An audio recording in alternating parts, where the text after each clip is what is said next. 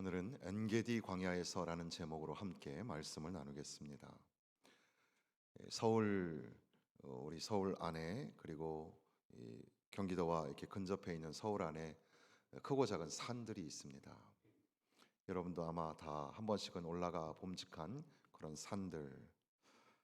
우리 동네에서 가장 가까운 산은 개운산이 되겠죠. 개운산도 근린공원으로 되어 있지만 사실 산이기도 합니다. 작은 산인데 132m 정도 되는 작은 산입니다. 전농동에 있는 배봉산은 그거보다 조금 더 낮습니다. 110m 정도 되고 거기도 간간히 산책하는 사람들이 많이 있는 걸 보게 됩니다. 중랑구하고 구리가 연결해 있는 곳에는 아차산이 있습니다. 아차산은 거의 300m, 295m 정도 되는 높이의 산이고, 또 종로구에 걸쳐 있는 인왕산은 339m 정도가 됩니다. 물론 남산도 꽤 넓은 영역을 가지고 있는 종로 한복판의 용산구에 걸쳐 있는 남산은 265m 정도가 된다고 합니다. 그리고 그 다음부터는 꽤 큰 산이죠. 이제 본격적으로 산이라고 할 수 있는 산들이 여러 개가 있는데 멀리 관악구 금천구에 연결되어 있는 관악산이 있습니다. 관악산.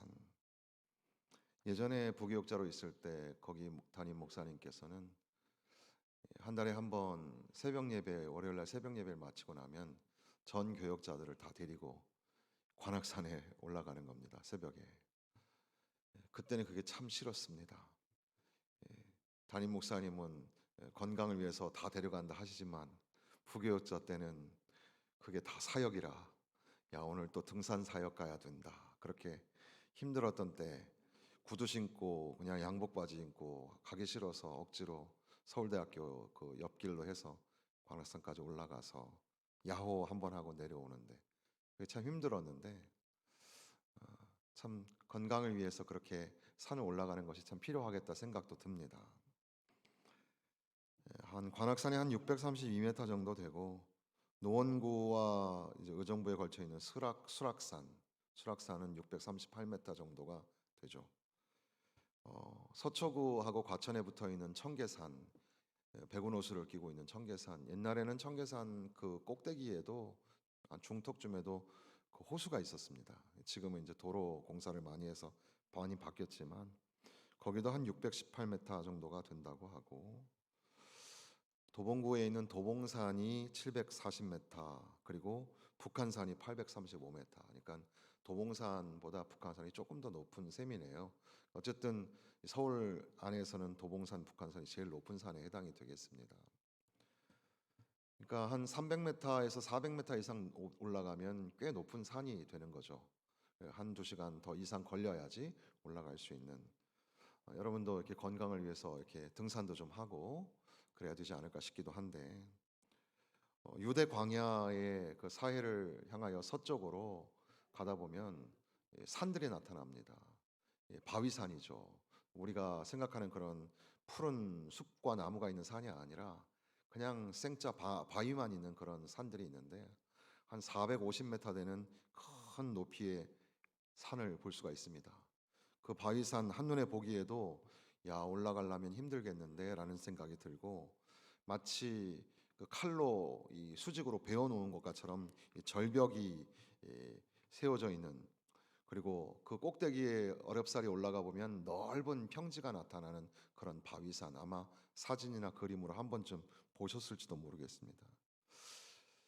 그 바위산은 로마가 이스라엘을 멸망시키려고 할 때 그때 당시에 마지막까지 항쟁을 벌였던 곳이기도 합니다. 로마가 2년 넘게 그 밑에서 포위를 하고 있었지만 2년 동안이나 점령을 하지 못하는 그 바위산이 하나 있었죠. 마지막 방법으로 로마 군인들은 유대인 노예들을 시켜서 서쪽 기슭으로 경사로를 만들어서 결국에는 올라가게 됩니다. 2년 만에 올라가는데, 올라가서 그 성 안에 들어갔을 때는 이미 그 안에서 천여 명의 유대인들이 스스로 자결을 했습니다. 차라리 로마의 군대의 손에 죽는 것보다는 스스로 죽겠다는 그런 각오로 죽었던 겁니다. 그래서 역사적으로 이 중요한 이 장소는 오늘날에도 군대 장교 인관식을 하거나 각종 졸업식을 하는 장소로 쓰이기도 하는데요. 여기가 바로 그 유명한 마사다 요새라고 합니다. 마사다는 광야에 있기도 하지만 가파른 낭떠러지로 있어서 접근이 어렵죠. 헤롯도 거기에다 별장을 지었다고 하는데 말이 별장이지 사실은 도망치는 피난처이기도 했던 겁니다. 오늘 우리가 읽은 이 시편 57편 말씀은 사울이 다윗을 쫓아올 때에 다윗이 도망을 치다가 굴에 숨어서 그렇게 피하였던 그런 배경을 가지고 있습니다. 사무엘상 24장에 보면 블레셋과 전쟁하던 중에 사울에게 어떤 전령이 와서 다윗이 엔게디 광야에 들어왔습니다.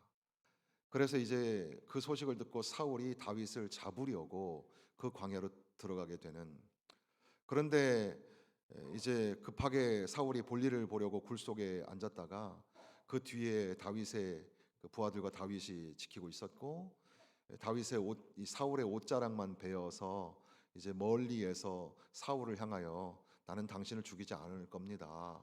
하나님이 판단하실 겁니다. 바로 그 이야기의 배경이 어떻게 보면 이 시편 57편의 말씀과 연결이 있지 않을까 생각하게 되는 거죠. 다윗은 무려 13년 동안이나 사울을 피해서 도망을 다녔습니다. 아마 하루하루가 피말리는 그런 시간이었을 겁니다. 광야에서 어떻게 살아남을 수 있었을까요? 생각해 보면 베들레헴 출신이고 목동 출신이니까 광야에 대해서 잘 알았을 겁니다.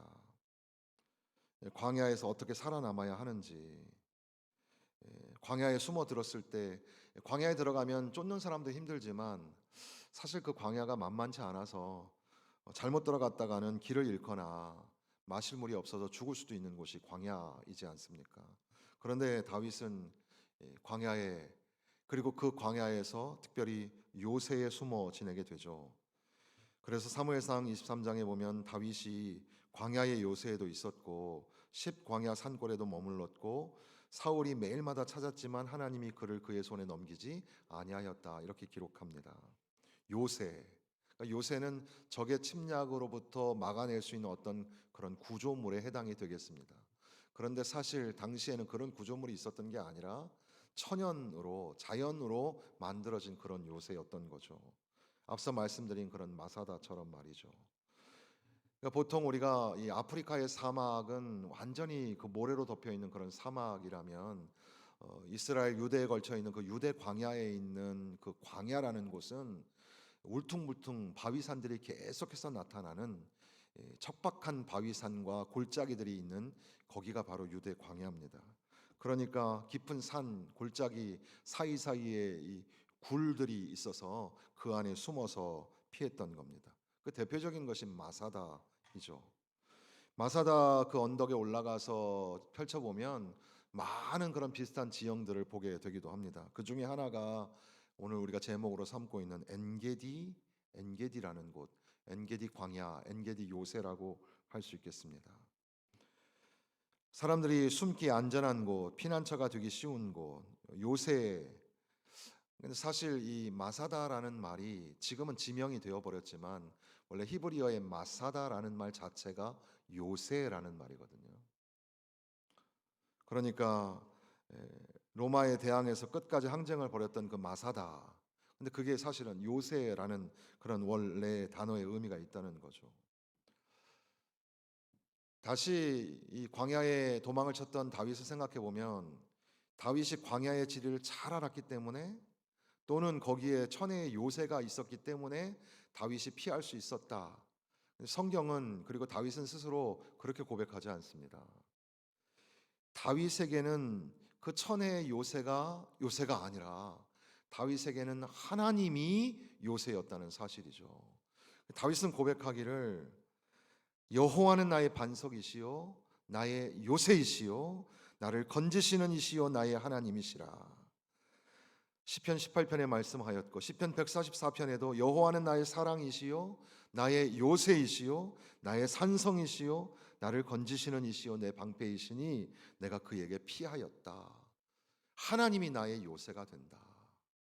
그러니까 그 가파른 언덕에 세워진 그 성 같은 그런 바위산 또는 굴들이 그의 요새가 아니라 하나님이 요새가 되고 하나님이 피난처가 되셨다는 겁니다.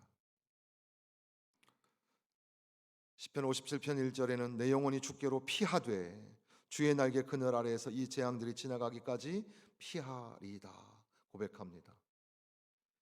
사울을 피해서 다윗은 굴 속에 숨어 들어가게 된 겁니다. 굴 속에 숨어 있으니까 거기는 안전하리라 안심한 게 아닙니다. 오히려 거기에서도 하나님 앞에 기도를 드리는 겁니다. 하나님, 하나님만이 나의 요새가 되시고 나의 피난처가 되십니다. 요새나 이 굴이 나를 지켜주는 게 아니라 하나님이 나를 지켜주시고 안전하게 해주실 분은 하나님밖에 없습니다. 하나님 나를 지켜주옵소서. 하나님 당신의 날개 아래 하에 보호하여 주옵소서. 사람들은 우리 인생이라는 광야 길에서 살아남기 위해서 이곳저곳 요새를 찾습니다. 여러분의 요새는 어디입니까? 여러분의 요새는 무엇입니까? 여러분이 피난처 삼고 산성을 삼으며 요새를 삼는 건 뭘까요? 그런데 우리가 믿고 의지하는 그 요새가 가짜일 가능성이 많습니다. 우리의 진짜 요새, 우리를 지키시고 보호하시는 피난처가 되시는 진짜 요새는 하나님이십니다. 하나님이 우리의 요새가 되는 것을 믿으시기를 바랍니다. 광야에는 그런 수많은 굴들이 있었는데 그렇게 이 시편 57편도 굴 속에서 드린 기도였습니다. 그날도 다른 때와 마찬가지로 밤새도록 뒤척이면서 잠을 자지 못했을 겁니다. 뭐 침실도 아니고 안락한 집도 아니고 굴 속에서 불편한 그 자리에서 춥기도 하고 또 짐승의 공격이 있을 수도 있고 그리고 또 사울이 찾아낼지도 모르고 그러니까 불안함과 걱정이 뒤섞여서 그 밤에 잠을 이루지 못했을지도 모릅니다. 이 일 저 일 생각하면서 멀리 들려오는 늑대의 울음소리를 들으면서 만약에 우리식으로 말하면 하늘 위에 초승달이 그려지면 더 처량하고 슬프겠죠. 그런 시간. 그런데 그때에 다윗은 하나님 앞에 기도를 드립니다. 새벽 기도를 드립니다. 비파야 수구마 내가 새벽을 깨우리로다. 사실 그 광야에 무슨 비파가 있고 그리고 수금이 있겠습니까? 비파도 수금도 없는 그곳이지만 하나님 앞에 기도하면서 내가 새벽을 깨우리로다. 하나님, 하나님만이 나의 요새가 됩니다. 아마 새벽 여명이 오기도 전에 밤새 뒤척이던 다윗은 하나님 앞에 요새가 되신 하나님 앞에 기도를 드리는 거죠. 하나님이여 내게 은혜를 베푸소서. 내게 은혜를 베푸소서. 오늘 하루도 지켜 주옵소서. 사울로부터 지켜 보호하여 주옵소서. 1년이 지나고 2년이 지나고 5년이 지나고 10년이 지나고 그 수많은 시간을 아침마다 기도하고 밤마다 기도하며 그렇게 견뎌냈던 겁니다. 하나님 앞에 기도하면 하나님이 들어주시는 줄로 믿습니다. 다윗이 하나님 앞에 부르짖어 기도하다가 응답받은 고백이 예를 들면 시편 18편 같은 건데 내가 환난 중에서 여호와께 아뢰며 나의 하나님께 부르짖었더니 그가 그의 성전에서 내 소리를 들으심이여 그의 앞에서 나의 부르짖음이 그의 귀에 들렸도다. 18편 48절에 보면 주께서 나를 내 원수들에게서 구조하시니 주께서 나를 대적하는 자들의 위에 나를 높이 드시고 나를 포악한 자에게서 건지시나이다. 하나님 앞에 기도하니까 하나님 앞에 부르짖어 기도하니까 하나님이 구원하여 주시고 건져 주셨다는 겁니다. 광야에 내몰리게 되면 광야에서 할 수 있는 게 별로 없습니다. 우리가 의지할 게 별로 없습니다. 그런데 광야에서 우리가 할 수 있는 게 하나 있다면 광야에서 할 수 있는 것은 기도입니다. 광야에서 살려면 엎드려야 됩니다. 기도하지 않고는 살아남을 수 없는 것이 광야입니다. 자다가 깰 때, 잠이 오지 않을 때, 자다가 벌떡 일어날 때, 밤새도록 뒤척이며 잠을 이루지 못할 때 있으십니까? 광야를 만난 겁니다.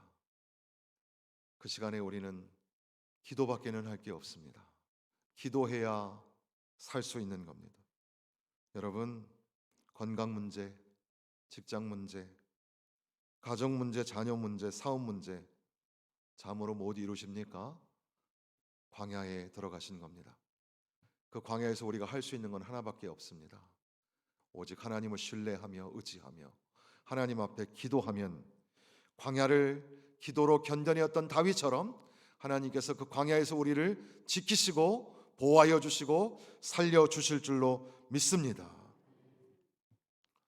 또다시 광야를 생각해 보면 사실 다윗은 광야에서 인생을 시작한 것도 아니고 광야가 다윗의 인생의 마지막도 아닙니다.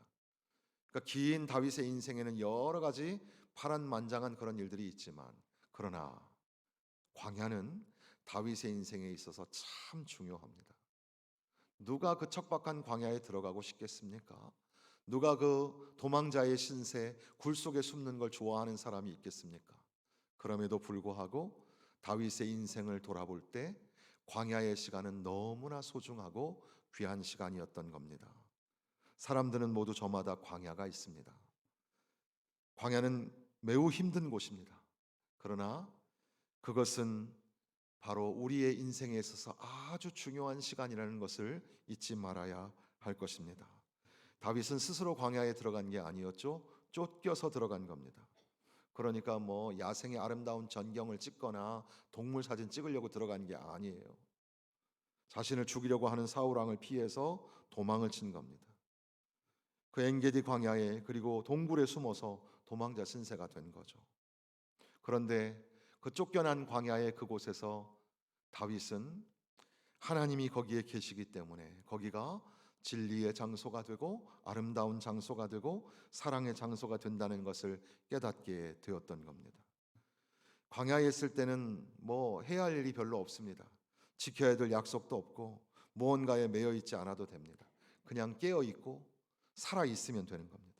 그러니까 광야는 단순한 곳입니다.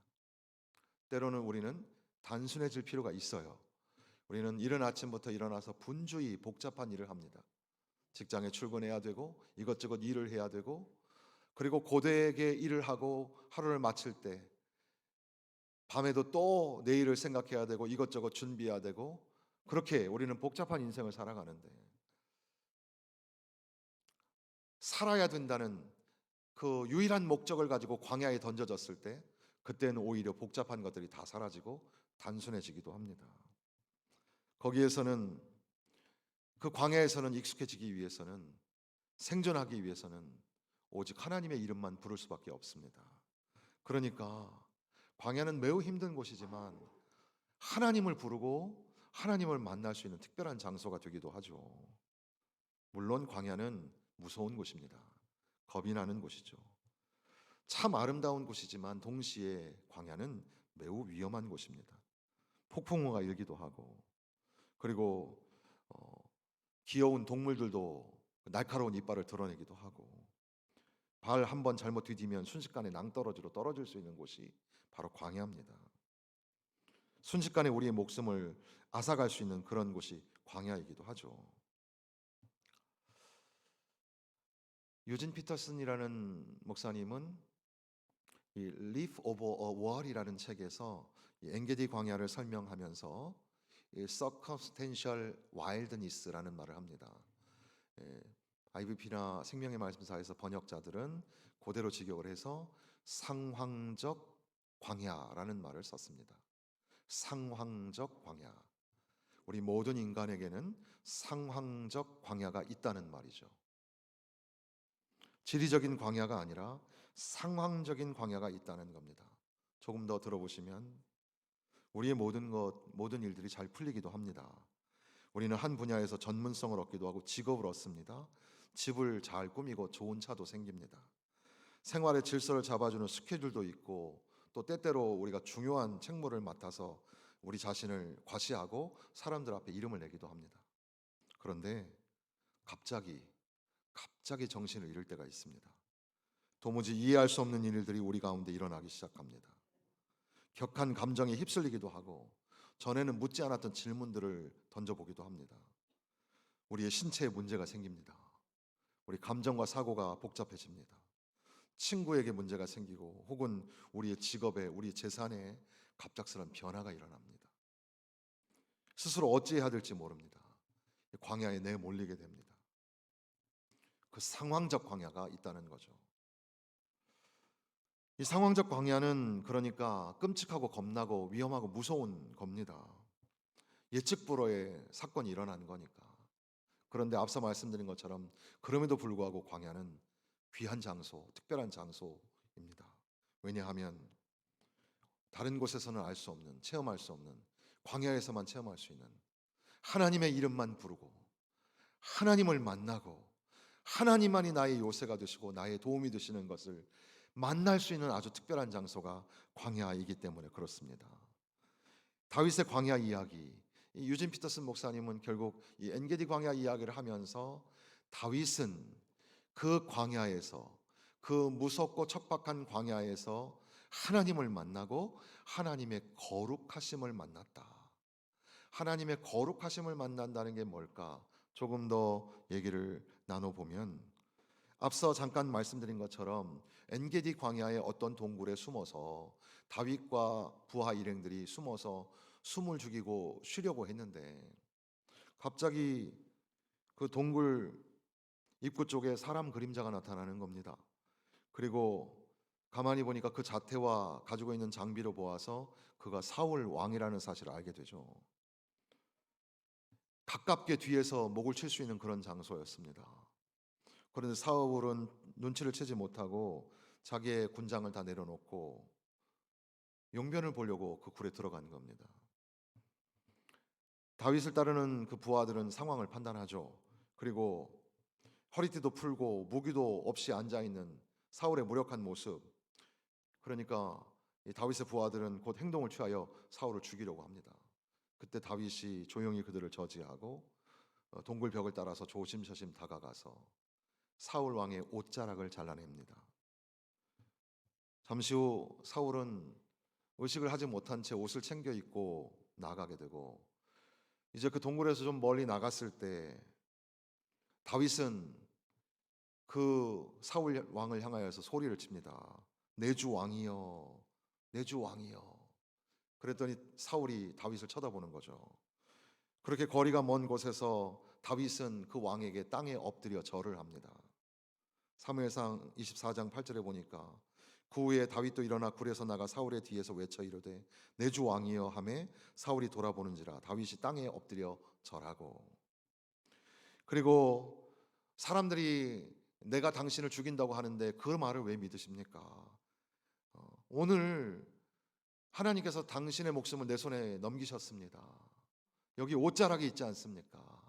그러나 나는 당신이 하나님이 세우신 왕이기 때문에 나는 당신에게 그렇게 하지 않았습니다. 나와 당신 사이의 문제는 하나님만이 판단자이십니다. 하나님이 판단하실 겁니다. 그러면서 이렇게 왕에게 말할 때에 이제 사울도 순간적으로 자기가 위험에 처했다는 것을 알고 이제 다윗을 향하여 그렇게 잘못했다, 그렇게 일시적으로 고백을 하기도 하죠. 바로 그 이야기입니다. 그런데 유진 피터스는 바로 이 사건, 이 이야기 속에서 하나님의 거룩하심 이야기를 하는 겁니다. 다윗은 사울을 하나님의 기름 부음 받은 자, 하나님이 세우신 자로 보았던 겁니다. 그 광야에서, 그 척박한 광야에서 거기에서 또 원수 사울 왕을 본 게 아니라, 적을 만난 게 아니라 하나님의 택하신 장엄한 광경을 본 겁니다. 보기 흉한 장면이죠. 옥좌에 앉아 있어야 할 왕이 등을 보이면서 쭈그리고 앉아서 대변을 보고 있는 겁니다. 그게 현실이에요. 그런데 저속하지 않았습니다. 오히려 다윗은 그 장면 속에서 비록 나에게 원수같이 굴고 연약한 인간이지만 그 사울 왕은 하나님이 세우신 사람이라고, 그러니까 거기에서 하나님의 거룩하심을 만나는 거죠. 사울과 다윗은 둘 다 광야에 있었습니다. 그런데 사울은 그 광야를 정신없이 다윗을 잡는 데다가 시간을 쏟았습니다. 그런데 다윗은 그 광야에서, 그 척박한 광야에서 하나님을 만났습니다. 하나님의 음성을 듣고 하나님의 도움을 받고 하나님의 거룩하심을 체험하게 되는 겁니다. 그러니까 자기 눈에 현실이 있잖아요. 이 도망을 다녀야 하는 이 피난처 신세, 그 현실이 눈에 들어오죠. 그리고 또 사울 왕이 눈에 들어오죠. 그럼에도 불구하고 하나님의 거룩하심으로 보았습니다. 하나님이 세우신 왕으로 보았고 하나님이 이 광야에서 나를 지키시고 나에게 깨닫게 하시는 광야 학교인 것을 다윗은 거기서 깨닫게 되는 겁니다. 광야는 만만한 곳이 아니죠. 광야에 들어가면 우리는 정신을 차리지 못합니다. 그 척박한 환경이 우리에게 다가오니까 절망스럽고 두렵기도 하고 속상하기도 합니다. 나를 힘들게 하고 괴롭게 하는 사람들이 눈에 들어올 수밖에 없지 않겠습니까? 그런데 그 광야에서 오직 한 분, 우리에게 요새가 되시고 산성이 되시는 하나님을 의지하고 하나님 앞에 부르짖어 기도할 때 하나님이 우리와 함께 하시고 하나님의 놀라우신 은혜를 경험하고 하나님의 거룩하심을 만나는 거죠. 사람을 보는 게 아닙니다. 환경을 보는 게 아닙니다. 오직 하나님을 만나고 하나님의 거룩하심을 체험하게 되었던 다윗처럼 저와 여러분도 상황적 광야 속에서, 그 힘든 광야 속에서도 하나님을 만나고 하나님의 거룩하심, 하나님의 인도하심을 만나시기를 주님의 이름으로 축원합니다. 또한 시편 57편으로 돌아와 보면 이것이 사울을 피해서 굴 속에서 다윗이 지은 시라고 표제에 되어 있는데, 그런 분위기, 그 맥락을 가지고 본다면 이제 시편 57편은 그 네 개의 연으로 되어 있는데, 첫 번째 연에서는 재앙을 구체적으로 언급하면서 주여 은혜를 베푸소서 주의 날개 그늘 아래 숨고 싶습니다, 이렇게 고백을 합니다. 두 번째 연에 가서는 본격적으로 그 원수의 모습이 나타나는데, 그것은 사자의 모습으로 등장하고 사냥꾼의 모습으로 등장을 합니다. 하나님 앞에만 영광을 돌리기를 원하지만 지금 내 처하여진 이 상황적 광야의 상황이 그렇게 녹록치 않습니다. 짐승의 이빨이 드러나고 사냥꾼의 함정과 그물이 있습니다. 주여 나를 불쌍히 여겨 주옵소서, 이렇게 기도하는 겁니다. 그런데 갑자기 3년에 가서, 그러니까 7절 8절에 가서 다윗의 모습이 바뀝니다. 하나님 앞에 찬양을 드리는데, 하나님이여 내 마음이 확정되었고 내 마음이 확정되었사오니 내가 노래하고 내가 찬송하리이다. 내 마음이 확정되었습니다. 하나님을 찬송하겠습니다. 비파야 수구마 깰지어다, 내 영광아 깰지어다, 내가 새벽을 깨우리로다. 확고하게 견고하게 두 발로 서 있는 다윗의 모습, 비록 사자들 한가운데 누워있고 사냥꾼들에게 포위되어 있지만 그럼에도 불구하고 하나님이 여기 계시고 하나님이 나와 함께 계시니까 내가 하나님 앞에 기도합니다. 내가 하나님 앞에 찬양합니다. 나의 힘이 되신 여호와여, 내가 주께 기도하나이다. 나의 힘이 되신 여호와여, 내가 주께 찬양하나이다. 여호와는 나의 힘이요 나의 방패요 나의 요새요 나의 산성이 되시니 나의 피난처가 되시니 내가 이제 이 의연히 일어나서 하나님 앞에 기도하고 하나님을 찬송하겠다고 고백하고 있는 겁니다. 그리고 그 찬송은 우리가 읽은 9절에서 11절 사이에 보면 만민들과 뭇 백성들, 뭇 사람들 앞에 선포되어집니다. 왜냐하면 주의 인자하심과 주의 진리가 하늘보다 더 높기 때문에 하나님, 이제 내 영혼이 주님을 찬양하기로 결정하고, 비록 이 척박한 광야 속에, 엔게디 광야 속에 있지만 다윗이 하나님을 찬양하였던 것처럼 하나님, 내가 노래하고 찬양합니다. 그리고 이 노래는 여기서 멈추는 것이 아니라 모든 성도들과 함께, 모든 민족과 모든 열방과 함께 하나님을 찬양합니다.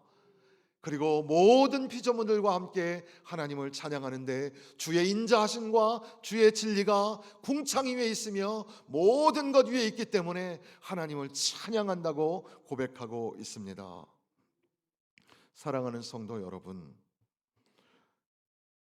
다윗이 머물렀던 엔게디 광야, 그 현실의 생존의 광야, 저와 여러분도 어떻게 보면 오늘 광야길을 지나가고 있는지 모릅니다.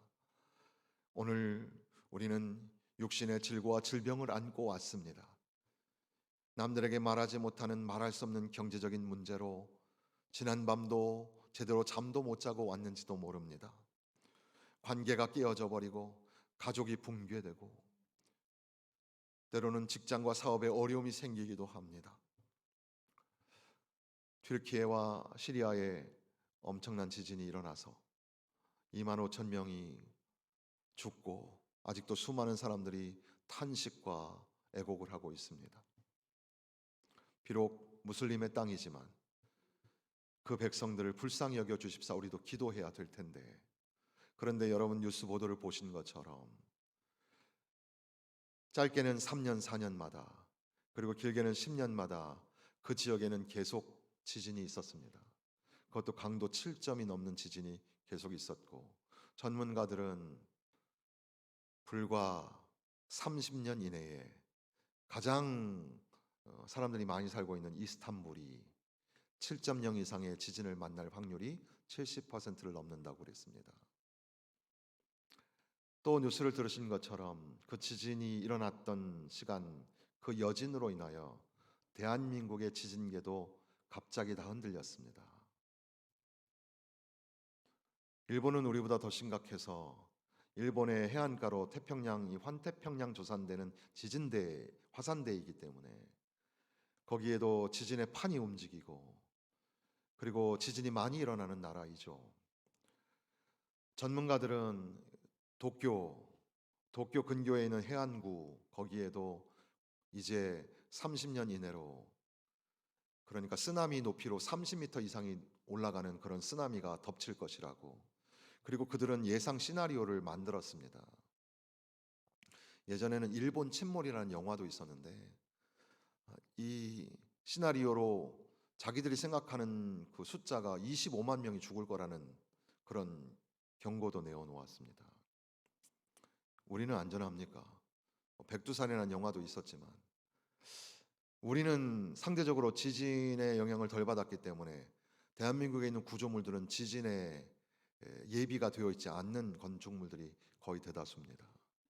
만약에 이런 식으로 흔들리는 여진이 일어나면 저 지구 끝에 일어난 일이 오늘 우리에게 일어날 수도 있습니다. 겁을 들려고 하는 게 아니라 온 세계의 일들이 한꺼번에 우리 눈에 보이는 것은 어떻게 보면 우리는 상황적으로 매우 어려운 상황에, 매우 척박하고 어려운 위기의 광야에 들어가 있는지도 모릅니다. 그런데 거기서 다윗은 하나님께 기도하였습니다. 하나님만이 유일하게 나의 피난처이시고 하나님만이 나의 요새가 된다고 기도했습니다. 그의 기도가 저와 여러분의 기도가 되기를 원합니다. 거기서 그 광야에서 다윗은 하나님의 거룩하심을 만났습니다. 아무것도 없는 것 같은 광야에서, 그러나 하나님이 계신 그곳에서 이제 다윗은 내 영광아 깰지어다, 비파야 수구마 깰지어다, 하나님 앞에 찬양하고 문나라와 뭇백성들이 찬양하기를 선언하였던 것처럼 오늘 우리들도 다윗처럼 우리의 삶에 펼쳐진 광야에, 그 광야에 던져진 것 같을지라도 거기에 계신 하나님 앞에 부르짖어 기도하고 우리의 피난처, 우리의 요새가 되시는 하나님을 만나고, 그리고 이 불안하고 위험한 이런 세상, 그리고 나를 죽이려고 하는 그런 원수의 대적 앞에서도 그런 걸 보는 게 아니라 하나님의 거룩하심을 만나고 오히려 모든 만민과 모든 창조물들과 함께 하나님을 찬양하는, 광야에서 오히려 주님을 향한 찬양이 울려지시기를 주님의 이름으로 축원합니다.